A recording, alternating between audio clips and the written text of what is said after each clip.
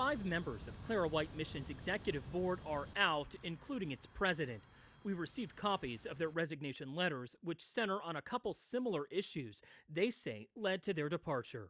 Several highlighted the lack of hiring a chief operating officer, who they say was identified and recommended. In her resignation letter, board president Michelle Paul says Jacoby Pittman, Clara White Mission's CEO, objected to that recommendation because she wanted someone who looked like her. Pittman's alleged comments were also mentioned in other resignation letters. Favoritism of employees and friends was a concern among the board. They say Pittman has sorority sisters and friends that she consistently uses for subcontractors. She puts campaign managers and close friends in positions of power so she can control and hide information. And some of the board members say they were left out of the loop when several people at the mission had COVID-19, including its longtime chef Keith Smith, who died from it last month.